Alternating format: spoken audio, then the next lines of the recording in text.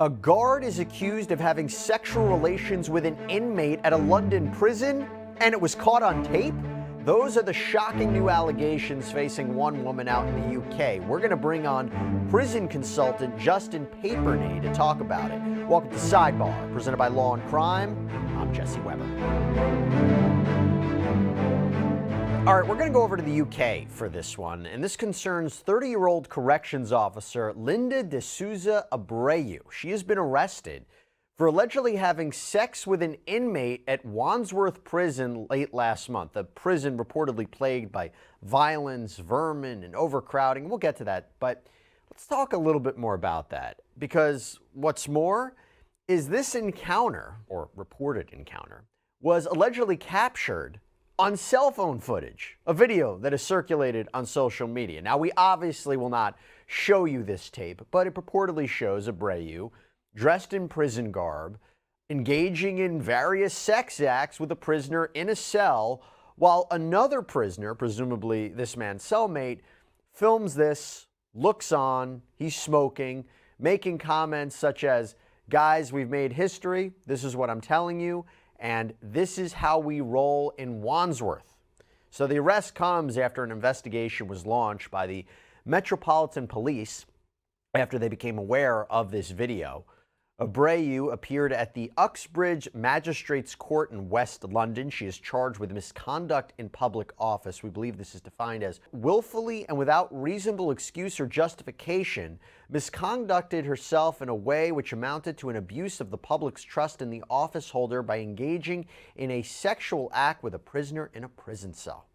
Now, she was granted conditional bail, but here's the thing. She's a Portuguese national, and reportedly her passport was confiscated. She's forbidden from international travel. She's reportedly electronically monitored for a large portion of the day as well. And I'll give you a little bit of background on Miss Abreu. So the New York Post is reporting that she is a married swinger, has an OnlyFans account, and once appeared on UK TV discussing her passion for sex. In fact, her sister told the Daily Mail, quote, "Linda gave herself to the wrong lifestyle 100%, and now she's suffering the consequences, unfortunately, which has fallen down on her husband, our parents, and myself." Ms. Abreu is scheduled to appear at Isleworth Crown Court on July 29th. Okay, I want to bring on right now a guest that we haven't had on Sidebar before, and I'm looking forward to talking to him. Prison consultant Justin Paperny. Justin, thanks so much for coming on. What a case to talk about. Now, before we even get started, my understanding is, let's talk about the prison. You are familiar with this prison, right? We have a client who had served some time there. And I'll tell you something, that when you know it's a bad prison when someone says, "I would rather serve time at Metropolitan Detention Center in New York, where he was extradited to, than this prison in Europe," because it was so awful, so sickening, so filthy. And it really, the tone was set at the top with corrections and leadership. They let the prisoners run the asylum, in his own words. So when you have that sort of leadership, you could expect these sort of things to happen. And most people who go to prison are thinking, what can I do to create a record to get out as quickly as possible?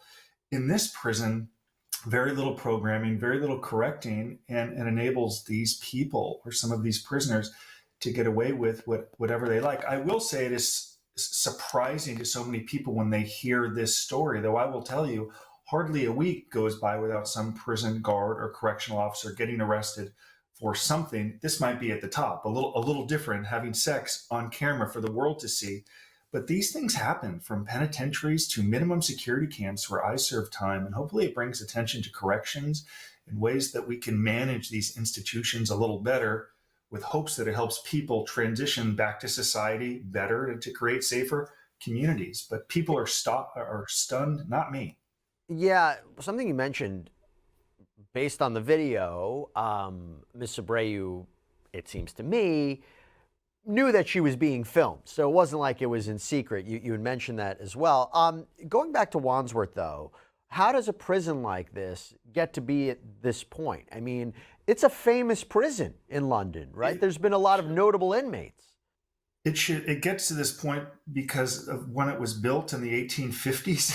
Very Oh, little wow. upgrades. You go through a history of the prison. They had people getting hung there, I believe, people getting killed there. Very little upgrades. I mean, It is awful. It is terrible. It should be torn down. Yet they continue to send people there, very little upgrades. And at times, people who work in corrections have good intentions, but with very little training. And if you have prisoners who see very little need in programming with very little control, things are going to go crazy. I mean, the drugs, the alcohol, the smuggling in, both from staff, people who might visit who are going to bring in and smuggle these drugs. I mean, and it gets to a point where there ain't no going back. As my friend who served time in that prison, who thankfully was so grateful to get extradited to America, he said there ain't no going back.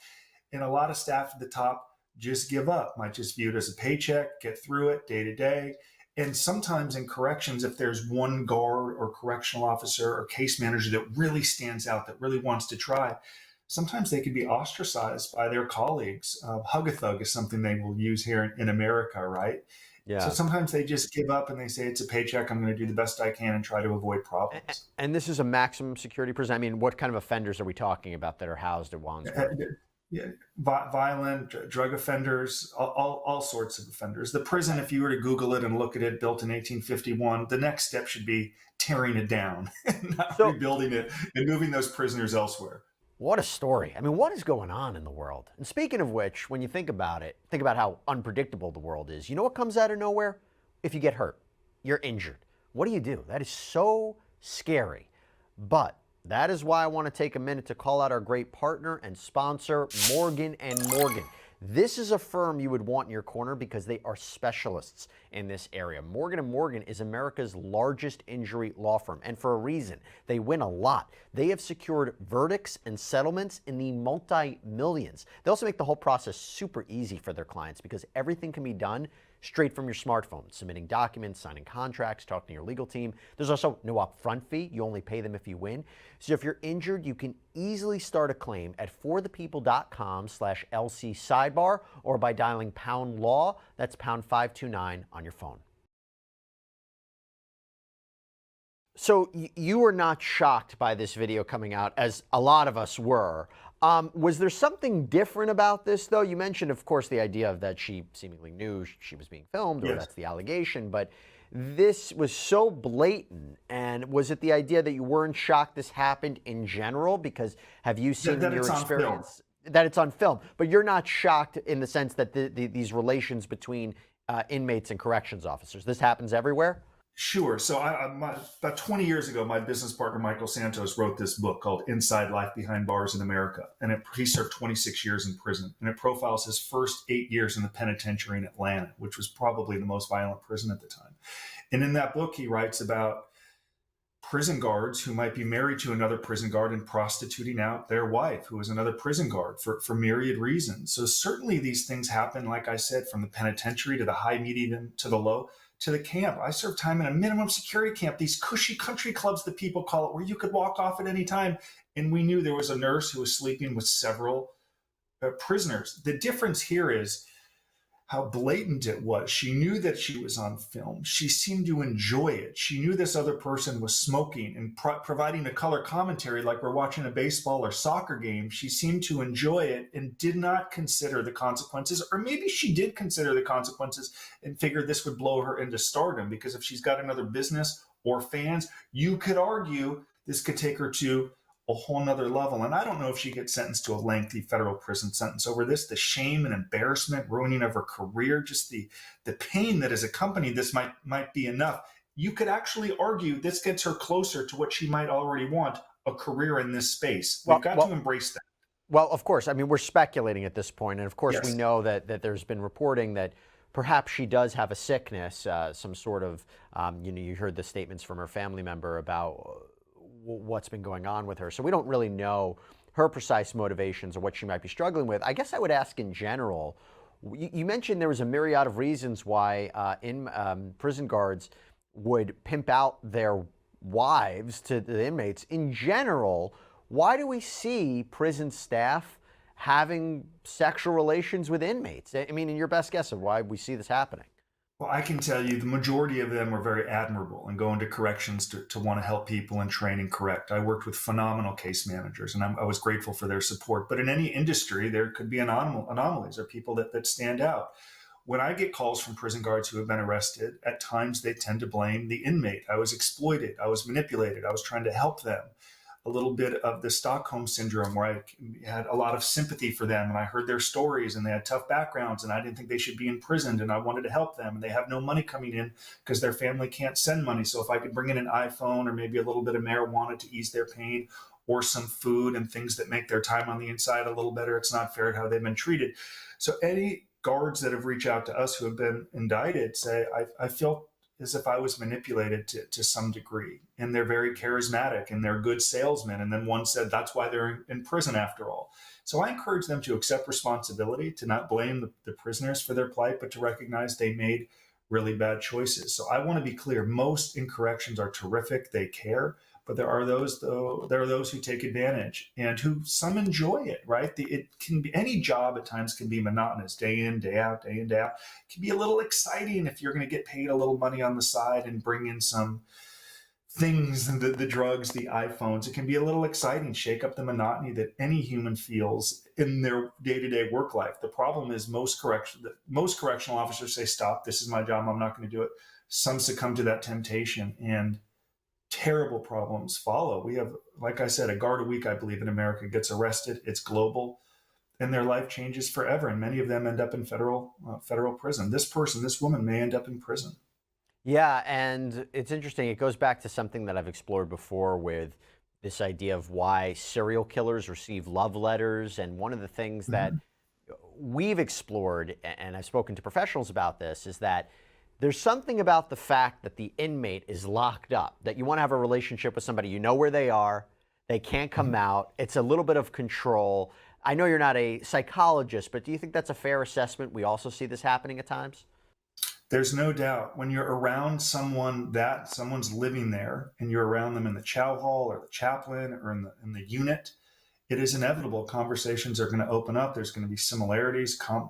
There is no question that's going to happen, and you form a connection, and before you know it, a connection can turn into a romance, and some don't have the ability to stop it. And as a result of that, there's lasting pain. I mean, look at, even if this woman avoids prison, look at the shame and pain she is enduring, going to that courthouse, trying to cover herself. But with the internet, you can't cover it. And to your point earlier about what is so different about this, when Michael was in prison writing about these experiences in Atlanta, there was no iPhone, right? There were no iPads where prisoners can film it. So he's writing about it. To have someone film it and then put it out there for tens of millions of people to see is just is something so unusual. That's my question to you. Also, the cell phone, right? How did the cell phone make its way into that cell? Is that allegedly from her? I mean, I don't know how do people sneak? Do inmates? How would they be able to sneak in a cell phone? That contraband. It's as easy as, it's the easiest thing you could do right now in any prison in the world. You have drones dropping packages into prison yards that have food and iPhones and drugs. Guards may smuggle them in. People may visit and bring them in. I estimate in some prisons, 40% of the prisoners have iPhones. I mean, that's a global issue. So it is very easy to get these iPhones and contraband into the prison, sometimes by corrupt staff, other times by visitors. It's not hard. That if you have a will, there's a way in prison. That much I can tell you. Yeah, and again, this is not the first time that we've seen this happen. Clearly, Abreu is not the first prison official to allegedly do this. In fact, according to the Daily Mail UK, there are official stats that indicate that since 2013, more than 80 prison staff have been fired or penalized for having sexual relations with inmates. So, Justin Paperny, thank you so much for coming on, explaining this situation to us. What a video, what a story. Thanks so much. Thank you for the invitation. All right, everybody, that's all we have for you right now here on Sidebar. Thank you so much for joining us. And as always, please subscribe on Apple Podcasts, Spotify, YouTube, wherever you get your podcasts. I'm Jesse Weber. I'll speak to you next time.